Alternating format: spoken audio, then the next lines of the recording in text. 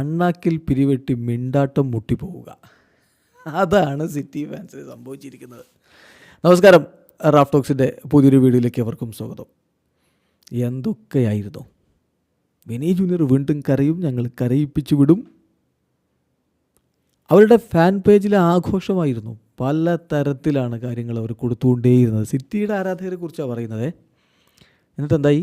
കളി കഴിഞ്ഞപ്പോൾ നിശബ്ദത, ശോകമൂകം, ശ്മശാന മൂകത എന്ന പ്രയോഗമില്ലേ, അതാണ് സംഭവിച്ചത്. ഫൈനൽ വിസിൽ കഴിയുമ്പോൾ സൈലൻ്റ്. അതാണ് ഇത്തിഹാദ്. എന്തൊക്കെയാണ് നമ്മൾ കണ്ടത്. കളിക്ക് മുമ്പേ അവർ പ്രഖ്യാപിക്കുന്നു, ഞങ്ങൾ ഇതാ വലിയ ബാനർ ഉണ്ടാക്കാൻ പോവുകയാണ്. ആ ബാനറിൻ്റെ രൂപമൊക്കെ അവർ ആദ്യമേ പബ്ലിഷ് ചെയ്തിട്ടുണ്ടായിരുന്നു, അവരുടെ ഒഫീഷ്യൽ ഫാൻ ഗ്രൂപ്പ്. അതിൽ റോഡ്രി ബാലൻഡിയോർ ചുംബിക്കുന്നു. എന്നിട്ട് stop crying your heart out എന്ന് പറഞ്ഞുകൊണ്ട് വിനിയെ ഒന്ന് പ്രകോപിപ്പിക്കുന്ന വാക്കുകൾ. വിനിയെ ക്രൈ ബേബി എന്ന് അവർ മുദ്രകുത്തുന്നു. എന്നിട്ട് അവരുടെ ഫാൻ പേജുകളൊന്നും കളി കഴിയുമ്പോൾ കാണാനില്ലെന്നേ. പലരും പൂട്ടി ഓടിയിരിക്കുകയാണ്. കണ്ടം വഴി ഓടുക എന്ന് പറയില്ലേ, അതാണ് സംഭവിച്ചിരിക്കുന്നത്. നമുക്ക് ഇപ്പോൾ സിറ്റി ചീഫ് എന്ന് പറയുന്ന അവരുടെ ഒരു ഫാൻ പേജ് അക്കൗണ്ട് ഉണ്ട്, എക്സിലൊക്കെ കാണാൻ പറ്റും. അത് വിനി ഗോണ ക്രൈ എഗെയിൻ എന്നാണ് ആദ്യം അവർ പോസ്റ്റ് ഇട്ടത്. ആ ഒരു ആന്തത്തിന് വേണ്ടി താരങ്ങളിങ്ങനെ നിരന്ന് നിൽക്കുന്ന ചിത്രം വെച്ചുകൊണ്ട്, വിനിയുടെ ചിത്രം വെച്ചുകൊണ്ട്. ഒപ്പം തന്നെ റോഡ്രി ചിത്രമെടുക്കുന്നു. റോഡ്രി ചിത്രമെടുക്കുകയാണ്. പിന്നെ ചാൻഡോട് ചാൻഡാണ്, വേർ ഈസ് യുവർ ബാലൻഡിയോർ. വിനി പന്ത് തട്ടുമ്പോഴൊക്കെ കൂവലാണ്. വിനി ഒട്ടും ഫോമിലല്ല.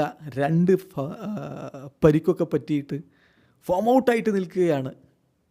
ഇവിടെ ബാലൻഡിയോർ നേടി അവരുടെ സ്വന്തം കളിക്കാരൻ പിന്നെ കളിച്ചിട്ടില്ല, പരിക്കുപറ്റി പുറത്താ.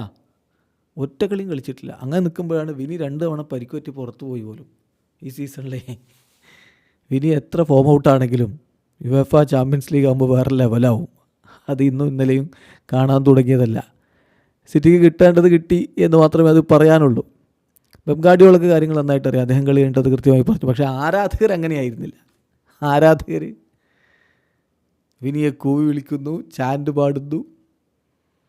ഒന്നിനു പുറകെ ഒന്നായിട്ട് പണിയങ്ങ് കിട്ടിയപ്പോൾ, അതായത് വിനിയാണ് പ്ലെയർ ഓഫ് ദി മാച്ച്. ഏറ്റവും അധികം ഡ്രിബിളിങ് കളിയിൽ വിനിയാണ്.